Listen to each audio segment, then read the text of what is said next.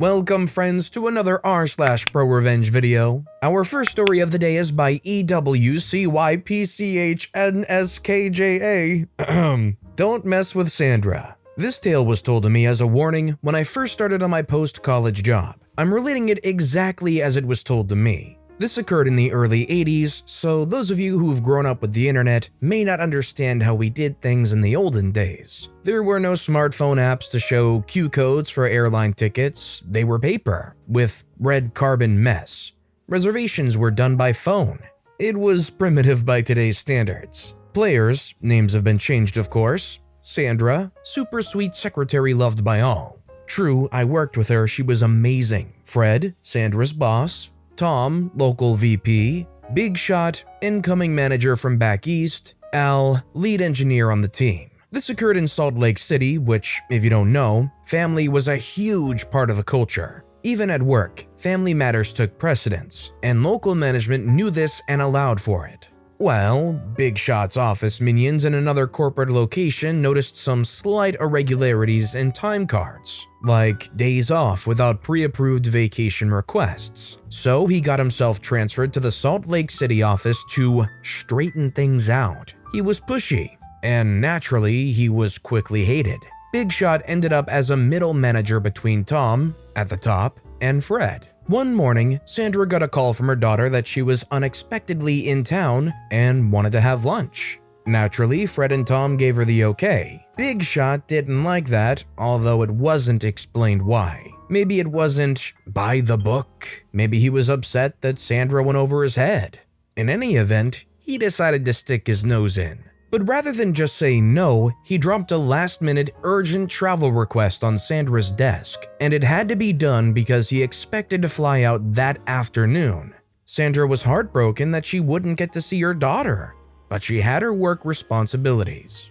Stopping by to drop off some paperwork, Al noticed that Sandra looked a little down, a huge change from her normal chipper mood. He naturally asked why, and Sandra explained. Al told her, he had no authority by the way, to go have lunch and we'll take care of it. Big Shot got his travel packet, got on the plane that afternoon, and flew off to his meeting. That's when things started to go wrong. The rental car reservation was invalid and there were no cars available at any of the agencies. All had a hold on them pending confirmation from some clients. So Big Shot ended up getting a rent-a-wreck. For those too young or not in the US, there really was a discount auto rental agency by that name. Quality was not job one. When Big Shot got to the hotel, he found that his reservation was no good. He had to wait around until after the tentative reservations expired, which was after 6 p.m. Getting suspicious, Big Shot looked at his tickets and found they were one way. He had no flight home. To say Big Shot was incensed was probably an understatement. The next morning, Tom flew in to join him, and he gave Big Shot a packet that was marked extremely urgent that had been left on his desk with a note to take it to Big Shot. It was Big Shot's return ticket. On the way back, Big Shot detoured by the corporate head office and got a very senior exec to come with him because of some very serious personnel problems. The next morning, Big Shot led the senior exec and Tom into a meeting with all of Fred's department and began publicly berating Sandra for incompetence and so on. When he got to the part about the tickets, Fred interrupted and told the senior exec that Sandra couldn't have done that. She was on approved time off having lunch with her daughter. This raised the senior exec's eyebrows and got Big Shot even angrier. The senior exec said if Sandra didn't mess up the tickets, who did? Fred stepped forward, then Al, and one by one, every single member of Fred's team stepped forward to take responsibility to protect Sandra from Big Shot's wrath. Tom and the senior exec knew instantly what had happened. Everyone on Fred's team had burned up the phones, making tentative reservations for rental cars and hotel rooms, leaving Big Shot stuck with a one-way ticket, worthless reservations, and no alternatives. Within the hour, Big Shot's desk was empty and his badge had been turned in. It was never explained if Big Shot was fired or if he was just quickly relocated. The senior exec stuck around to get to know the team. He was very impressed with how the whole team stuck together and protected their own. After he finished telling me the tale, the engineer said bluntly, "Don't mess with Sandra. We love her and we will make you pay if you upset her." Message received loud and clear. As I worked with Fred's team, I got to understand why everyone loved Sandra. She was an absolute gem in the organization. Efficient, super friendly, just an all-around wonderful person. This story is more than inspirational to hear how all of these people working at just some agency group up and work together to protect one of their own. If somebody you worked with that you liked a lot was getting thrown under the bus, would you personally join in making these calls? Make sure all the cars are booked, make sure all the hotel rooms are booked, knowing full well it might come back to bite you? Let me know in the comments down below. This next story is by Tom Benoist. Stalker boss ends up regretting it. I used to work in a convenience store, and the store manager was a real tick. Misogynistic, offensive as in haha cancerous hilarious, creepy, and downright a bully. Sometime after I left, he was fired after he decided to turn a professional interview with a young woman into a conversation about her favorite adult material. She reported him, and he got the sack. Awesome. Anyway, this guy, we'll call him Andy, fancied himself as a real leader. I mean, he wasn't. He set impossible tasks and yelled instructions whilst doing absolutely nothing in the office in the meantime. I had a colleague called Gabby who, to be honest, I didn't get on with. However, I knew that at the time she was having a really tough time at home with her 3-month-old son. One day in the winter, it had snowed, fairly heavily. Gabby rang in that morning and told Andy she couldn't make it as she was snowed in. Everybody knew that wouldn't have been true and that it was likely that she hadn't slept well with the baby crying and whatnot. But you know what? Who cares? She always worked hard and she deserved a break. It was only a 4-hour shift and the store was dead anyway. No customers were gonna walk over snow and ice for the morning paper. Plus, we were actually overstaffed. However, Andy had a problem with women. He was always disrespectful and demeaning. Like the rest of us, he knew she wouldn't be snowed in, but he didn't let it lie. He wanted to catch her out. Andy abandoned the store, serious gross misconduct, and got in his car. He made the 15-minute drive all the way to Gab's house and took pictures of her car, her front driveway, and the rest of the street to prove she wasn't snowed in.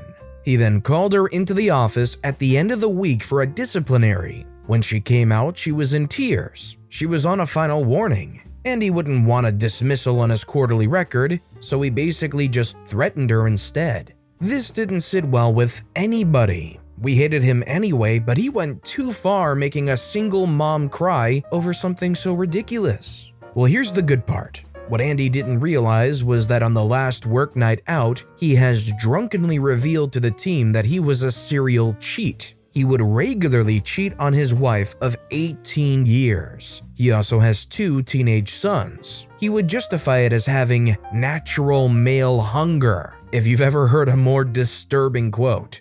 Andy used to tell his wife that on any evening he finished at 11 p.m. This was a lie. He never worked later than 9 p.m. After an evening shift, he'd go and hook up with whichever side piece he had going at the time. Well, one evening, he finished at 9 p.m. and he got in his car and started driving. What he didn't realize was that Gab, who wasn't on shift that day, had dropped her son at her mom's house and had waited outside the store in her car for Andy to leave. She tailed his car all the way to his hookup house and parked 3 houses down. She then proceeded to take pictures of Andy hugging and kissing this random woman before pulling her inside and slamming the door. You can see where this is going. Andy didn't come into work for a week. When we saw him next, he looked broken. His wife had been anonymously sent the pictures of him getting off with another woman. She'd kicked him out and had contacted a solicitor to start a divorce process. His sons had blocked his number and wanted nothing to do with him. Of course, he knew who sent the pictures, but he had no proof, no evidence.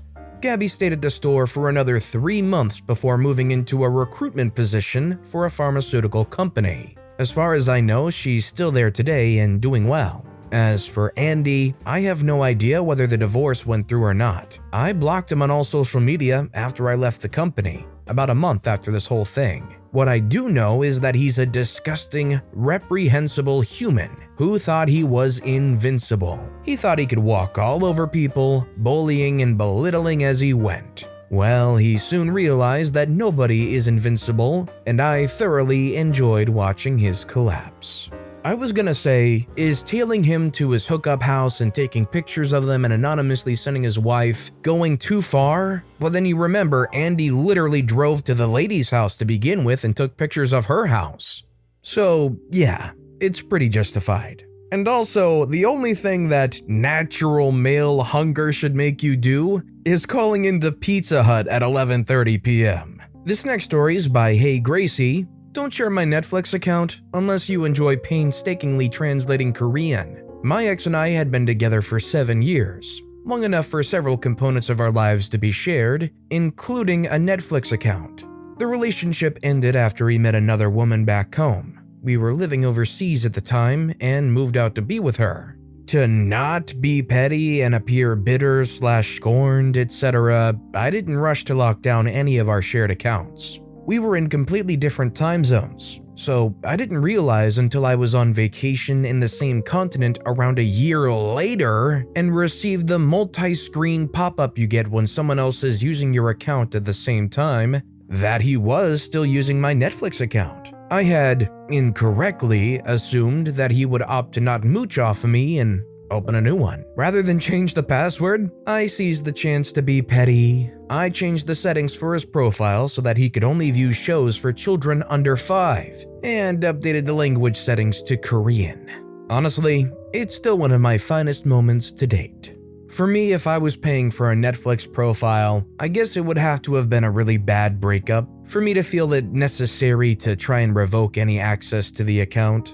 For something like an amicable breakup or something that felt like it might have been really my fault, I probably would still let them keep using the account. Is that weird? I don't know. And our final story of the day is by New Albatross 626. If you won't clean the house, I'll clean with your clothes. So my in-law lives with me and my significant other because he's a good-for-nothing that needs to be taken care of by his brother. The butthead lives rent-free and has no respect for house rules or for me or my significant other. We've had a lot of issues with him, and my significant other has done close to nothing to make the situation better. So this dude is out of town right now, and my significant other is at work. I get out of my room, only to discover the only bathroom in the house is full with his clothes. I go to the kitchen, and there's an actual giant butt garbage bag that he's been collecting since, I don't know, 1998? So I'm done, right?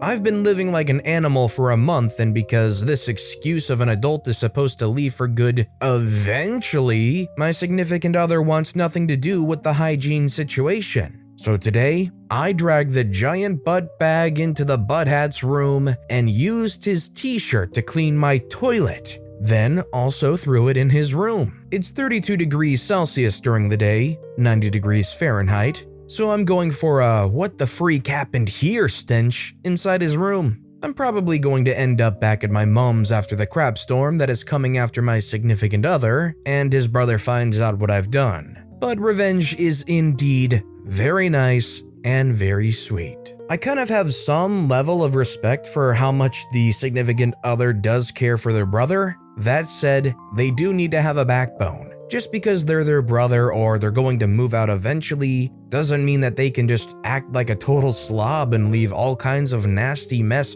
all over your living space that, well, you're paying for. If OP's significant other values their relationship, I hope they realize the issue here and try and figure out a solution before OP decides it's not worth dealing with somebody who's going to get walked all over by relatives like that. But with that being said, that's all the time we have for today. So if you have a favorite story of the day, let me know which story and why in the comments down below. But besides that, if you enjoyed the video, please consider giving it a like, and if you haven't, subscribe and turn notifications on so you'll never miss an upcoming video. No matter what you do, whether it's just viewing the video, liking, subscribing, turning notifications on, I appreciate the heck out of it. Every little thing that you do helps the channel grow that much more, and I can't thank you enough for it. So until next time, I hope you all have a wonderful day, and I'll be right here next time on the Storytime channel.